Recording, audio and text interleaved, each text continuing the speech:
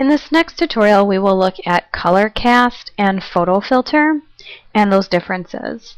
A color cast is going to create a monochromatic look in your image, and you already know how to make an image black and white, and what this does is kind of tints your image with color.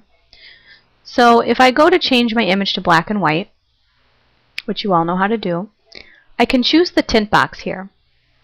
And what that can do is right away, what's nice is it kind of it defaults at what we would call a sepia toned image, which is a process in the darkroom, and you use some really smelly, nasty stuff to strip away some of the black, and it creates this brownish sort of look.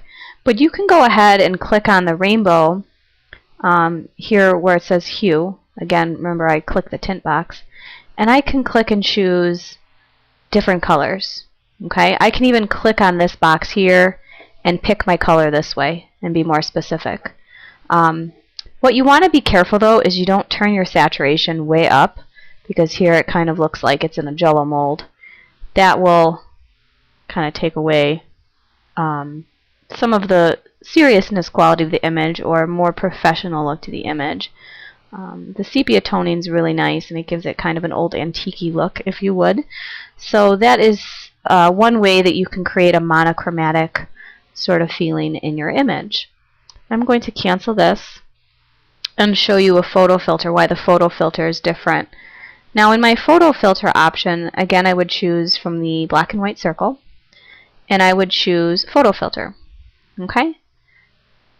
Typically, photographers, back in the day when you were pre-Photoshop time, you could actually put a color sort of film over your lens, and you could warm or cool the pictures you were taking.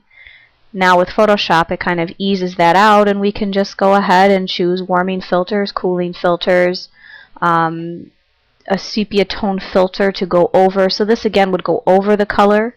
So in essence, you're kind of warming or cooling your image. So if you want to intensify the coolness to it, or if you have an image that maybe is too warm, you can cool it off to kind of neutralize that. Now this original image here, as you can see, is kind of warm. So if I add a warming filter to that, okay, it's kind of a warm image, but I can add, again, like I said, a warming filter to that to warm it up. If I add a cooling filter, it will kind of neutralize it. In essence, it almost starts to dull the color a little bit. I can also change the density of that. Again, we don't want to go too crazy and turning that way up and making it look ridiculous. So just be careful, preserve your pixels.